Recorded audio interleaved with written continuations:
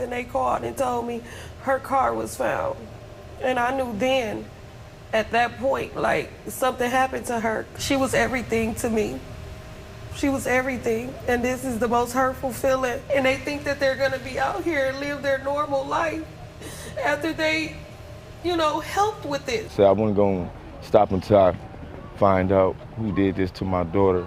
In the early hours of September 24th, 2022, a man was in his Milwaukee kitchen near Keefe Avenue and Palmer Street when he saw flames and fire in the alley. He went over to take a closer look, thinking it was trash burning, but instead saw human arms and legs.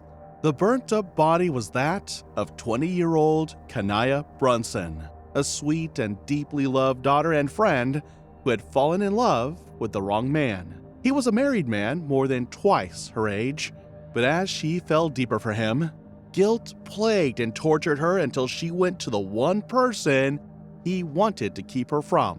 It was then that his love had literally burned her to death. Multiple 911 calls led the police to the alley where her body was abandoned, and no forensic specialist was needed to know that the burnt body before them was dead on the scene. The burns were so bad that police had a tough time determining the identity of the body, which was the intention of the killer when he set her on fire. But the cops had help. As the police launched an investigation, multiple witnesses came forward to share their accounts. As they dug deeper into this mystery, many more clues started to unravel the blanket of manipulation, bullying, lies, and obsessive control that hung over this tragic case, leaving all who heard it shocked.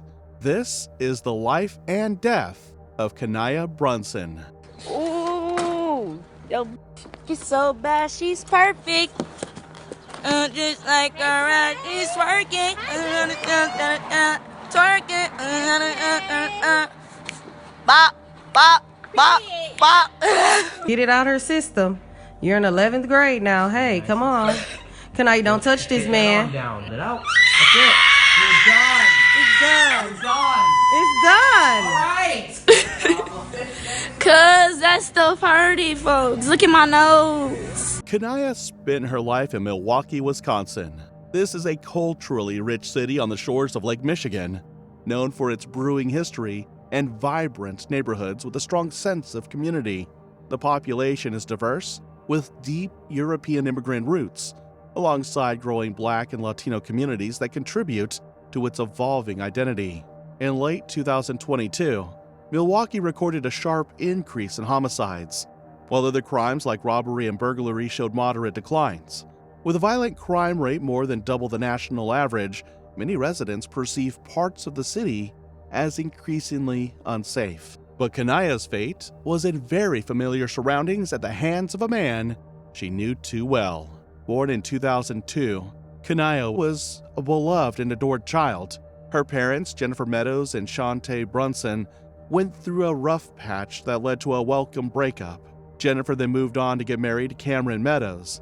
Kanaya was blessed because even her new stepfather loved her as if she were his own. So with love and nurturing from all angles, Kanaya grew up in a close-knit family that described her as a joyful, goal-driven young woman. Her mother, Jennifer, and stepfather, Cameron, remembered her as the kind of person who could brighten any room. Kanaya was always an ambitious and determined girl.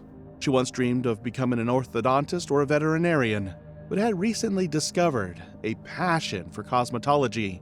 She became a vibrant beauty school student, known for her contagious smile and magnetic personality, but just when it seemed like life was coming together for her, a dark chapter began to unfold. Kanaya desired what every human wants: companionship and love. This want grew into a burning need which drove her into the arms of someone strange. He was a man that no one would ever expect to see her with, and a man that did not want to be seen with her. But for him, Kanaya settled for a surprising role in his life. She became Sultan Sharif's side chick. Their paths intersected when she was a teenager, but it remains a mystery how they actually met. Sultan presented himself as a successful businessman, and paired with his compliments and promises, it was not long before Kanaya fell into his trap. But then, she made a shocking discovery.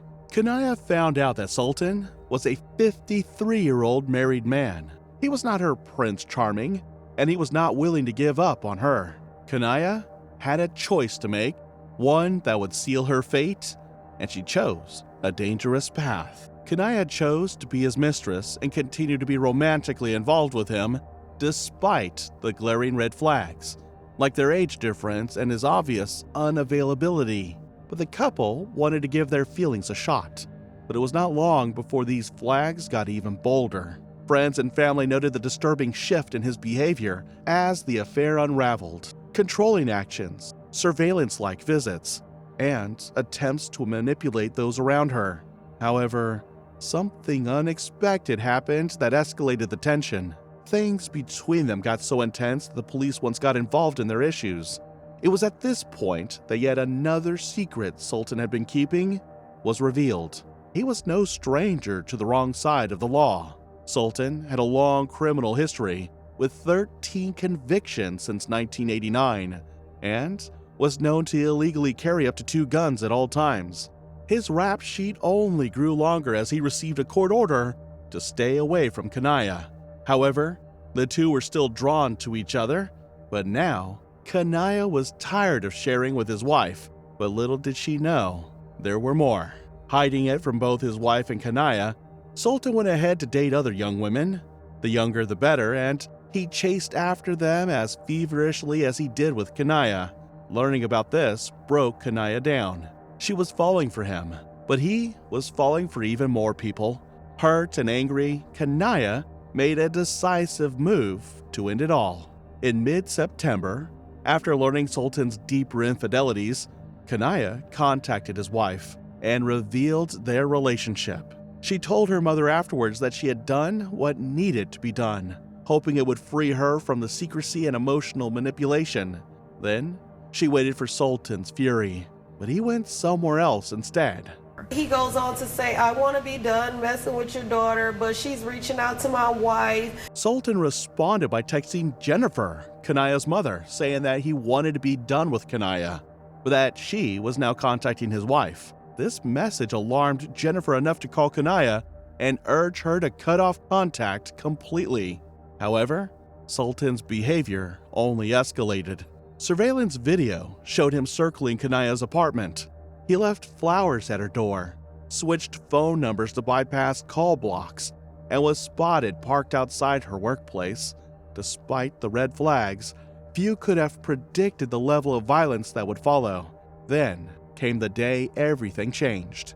On September 24th, 2022, Sultan picked Kanaya up to do some radiator work on her Hyundai. He drove her to an auto mechanic shop where Kanaya believed they would also have a final conversation. But no one knows what went wrong and how things went sour. Only the terrified retelling of an eyewitness solved half of the puzzle. Around 9:12 p.m., a friend of Sultan's named Carvester Carver ran the vehicle and ran into them at the auto mechanic shop. Later on, a panicked Sharif called him and told him he needed him. What he witnessed on arrival would become key testimony in the trial. Carvester saw Sultan pinning Kanaya down in the back seat of the car and stabbing her with a Phillips head screwdriver. Despite her injuries, Kanaya was still able to plead for help, crying out that her throat had been cut. Carvester immediately swung into action to save her, but then the danger turned his way. Carvester backed off when Sultan grabbed a firearm from the dashboard. Sultan then drove away with Kanaya in the car. Immediately, Carvester frantically called 911 and gave a partial plate and description of the vehicle, but the horror wasn't over. Hours later, another 911 call came in. A man named Justin, who lived nearby, reported a fire in an alley. At first, he thought it was just trash burning, but when he looked closer, he saw limbs amid the flames, and that changed everything. Responding officers found Kanaya's body in the alley near Keefe and Palmer. Her wrists had been bound with wire, and she had been both shot and set on fire in an attempt to destroy evidence. The extent of the burns initially made it difficult to determine her gender, but then a single clue brought the case into sharp focus. Through dental records, the police were finally able to get her exact identity. Then it was confirmed. Kanaya Brunson was dead. But with her identity came new clues and new options to explore, and it was not long before the police zeroed in on one prime suspect. I just pray I don't never want to let nobody ever feel this type of pain. Family and friends united by pain, gathering to grieve the loss of 20-year-old Kanaya Brunson. It's terrible that we have to do this. I would have never thought that I would be burying my daughter before she buries me. Brunson's parents say she could light up a room with her smile. She loved helping others. Her father tells me she just signed up for CNA classes. She wanted everybody to stay close and wanted a lot of things out of life. She was going for it.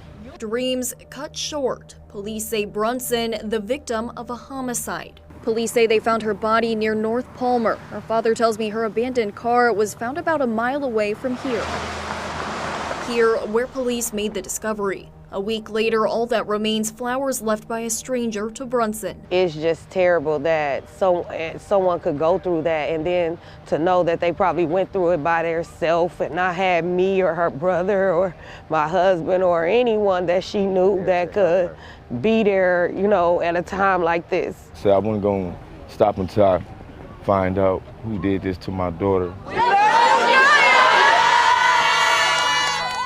Kendall Keys, WISN 12 News. The cops immediately confronted Sultan and his wife, questioning his whereabouts at the time of Kanaya's death. As expected from a convicted felon, Sultan lied. He put himself far away from Kanaya and any attachment to her. While his lies were not a surprise, what shocked the cops was that he had an alibi. He was supported by an alibi from his wife, but cell tower data placed his phone at the crime scene, and security footage showed his car leaving home and returning after midnight. When confronted with the evidence, his wife admitted she had lied to investigators at Sultan's request. But there was more to be uncovered. Investigators found blood in one of Sultan's vehicles and recovered the murder weapon, which had both his fingerprints and Kanaya's DNA.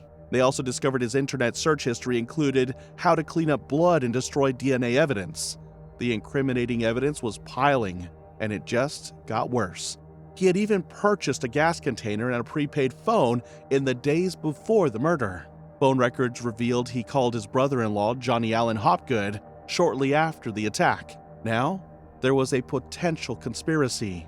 Surveillance footage confirmed that Johnny arrived at the scene with additional gasoline and assisted in destroying evidence. Initially charged with aiding a felon and mutilating a corpse, Johnny ultimately took a plea deal, admitted to obstructing the investigation, and testified against Sultan in exchange for probation. But justice would not come easily, and the battle was far from over. The trial began in December 2023. Sultan's defense attempted to deflect blame, suggesting another unnamed person was responsible. He even claimed to be several miles away at the time of the murder, alleging Kanaya had simply reached out to him that day for help. But he was not going to get away easy. Forensic evidence, cell data, surveillance footage, and the testimony of eyewitnesses dismantled that narrative entirely. The trial of Sultan for the murder of Kanaya began in December 2023 and unfolded over 6 days in Milwaukee County Circuit Court. The evidence presented by prosecutors was deeply incriminating and painted a picture of premeditation, violence, and deliberate cover-up. But the most gripping evidence was yet to be used. One of the most compelling aspects of the prosecution's case was the eyewitness testimony from Carvester, who described seeing Sultan in the act of assaulting Kanaya inside the vehicle.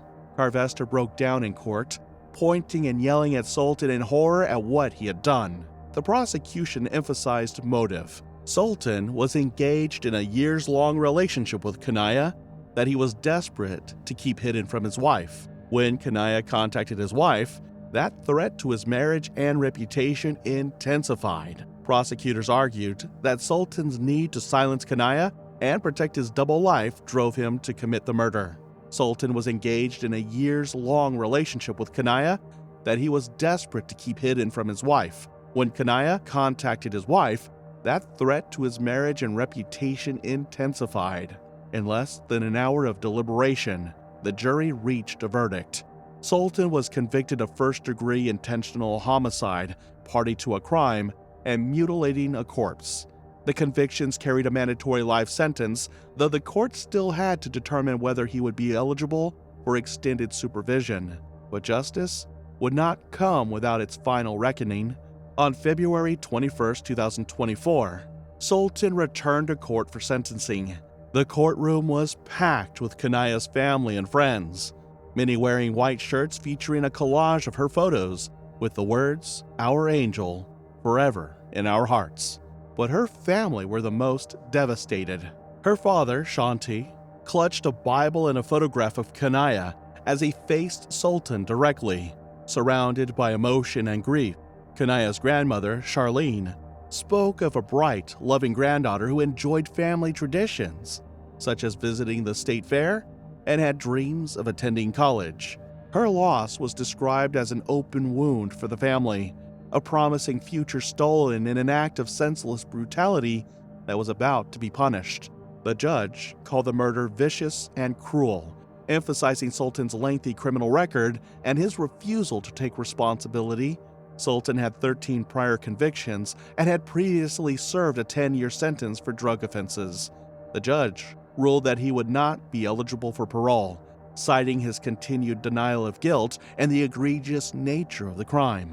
During sentencing, Sultan again denied any involvement. He blamed others and claimed the justice system had failed him. His statements were described as rambling and unrepentant. The judge dismissed these claims, stating the evidence presented was overwhelming and left no room for doubt. With the sentence handed down, Sultan was ordered to serve life in prison without the possibility of release, plus an additional 12 years for mutilating a corpse.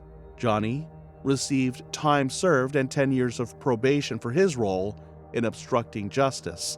The conviction brought a measure of closure to Kanaya's family, who had waited more than a year and a half for justice. Jennifer, her mother, stated she would continue to speak out against domestic violence and hoped her daughter's story would prevent others from suffering a similar fate.